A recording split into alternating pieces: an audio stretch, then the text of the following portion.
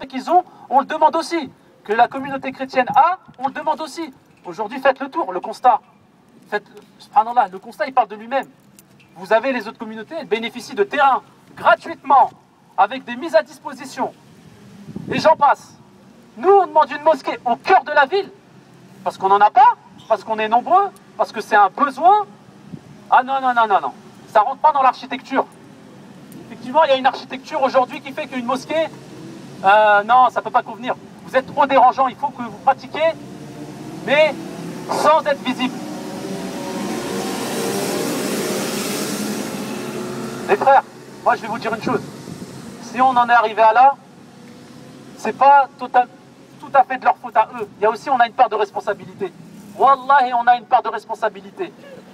Parce qu'on demande à chacun d'agir pour l'intérêt de son din, de sa religion. Donner du temps, ne serait-ce qu'une heure aujourd'hui, c'est ce qu'on a demandé.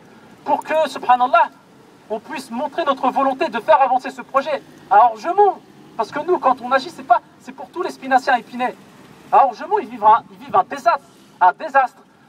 Les musulmans, ils n'ont plus rien depuis fin 2008, alors que Chevreau, il s'était engagé à leur donner un terrain.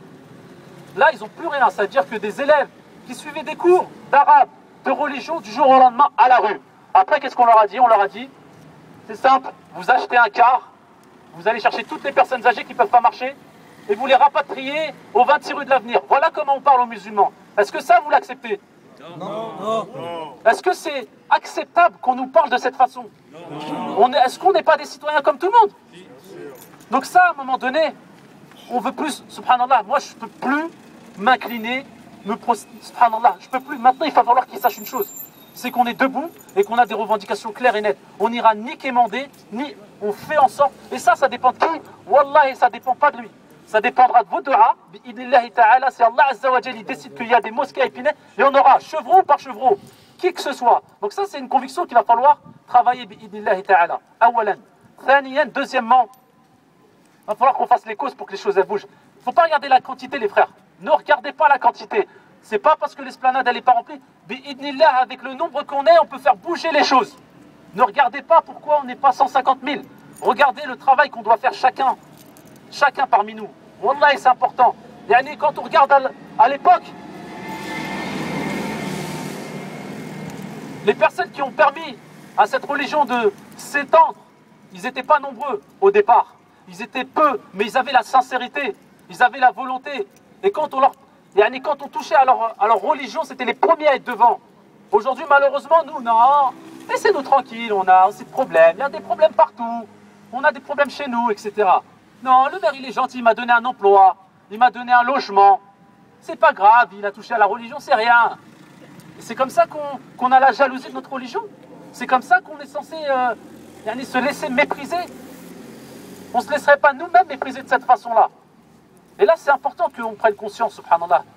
Après, il faut savoir ce que ça représente pour nous aussi. C'est ça la question qu'il va falloir se poser. Donc nous, le message qu'on veut faire passer, c'est que trop, c'est trop. Ce qu'on attend, on n'attend plus rien, que ce soit du maire, on attend de vous. On attend de la communauté qu'elle se réveille. Qu'elle fasse réveiller les consciences partout. Que le message il circule dans tous les quartiers, dans tous les magasins.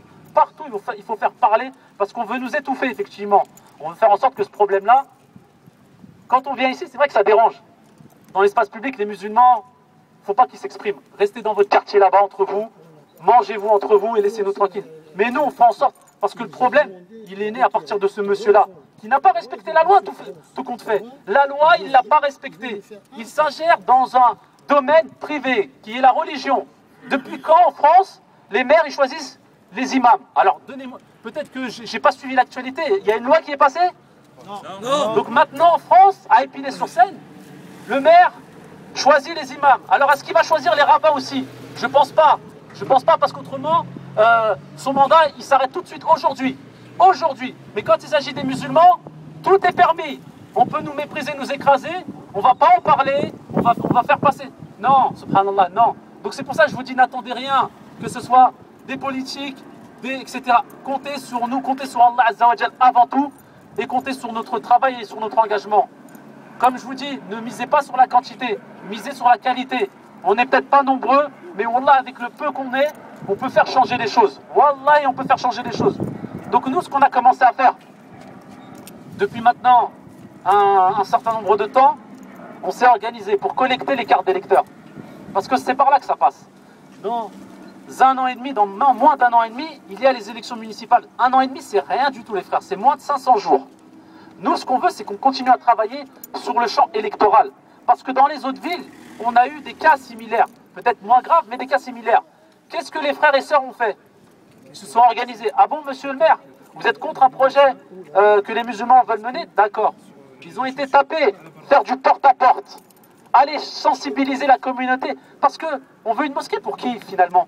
On ne veut pas une mosquée pour chevaux, pour trucs. On veut une mosquée pour nous, pour nos enfants, qui puissent apprendre l'arabe, qui puissent apprendre leur religion, tout simplement, en totale liberté.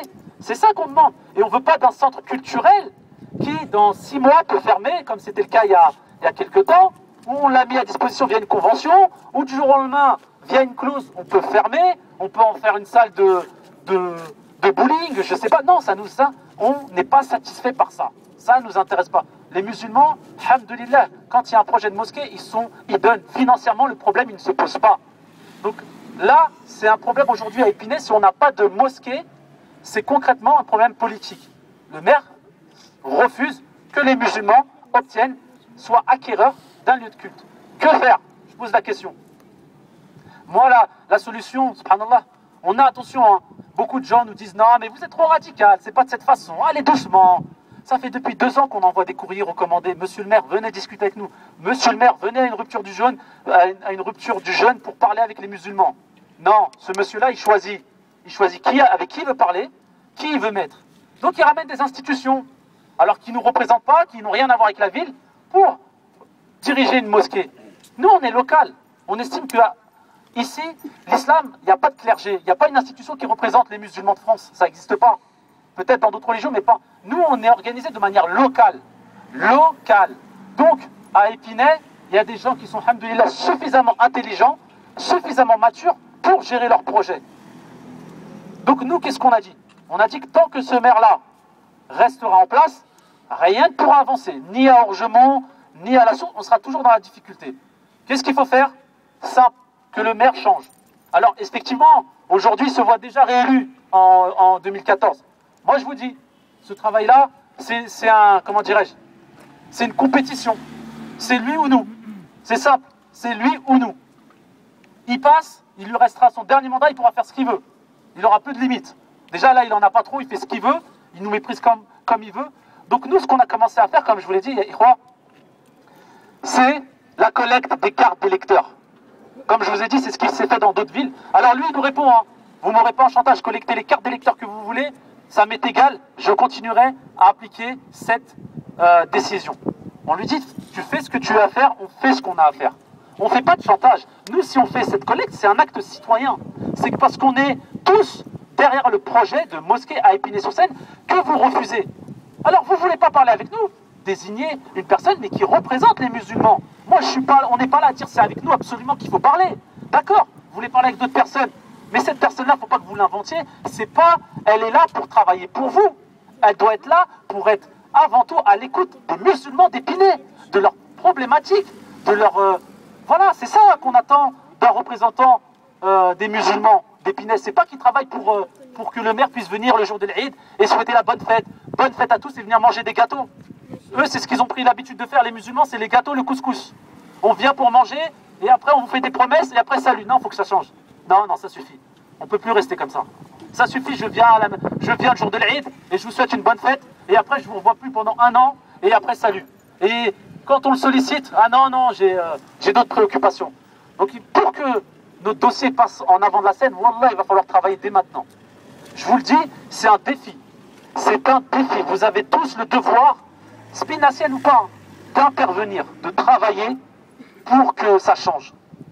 Donc, au-delà de l'action qu'on vient de mener aujourd'hui, là, concernant le rassemblement, alhamdoulilah, ça c'est une action qui a son importance. Alhamdoulilah, ça nous permet de vous rappeler un petit peu le vécu. Parce que wallah, ici je fais un retour en arrière d'il y a 2 ans et que je raconte tout ce qui s'est passé, peut-être beaucoup d'entre vous ignorent, je vous invite à aller sur YouTube, taper Mosquée d'Épinay et vous allez voir toutes les vidéos. Vous allez voir la vidéo où ce monsieur-là, en réunion publique, il l'a déclaré, mais ouvertement. Alors ça veut dire qu'il a aucune crainte. Hein. Parce que quand on touche aux musulmans, il n'y a rien qui va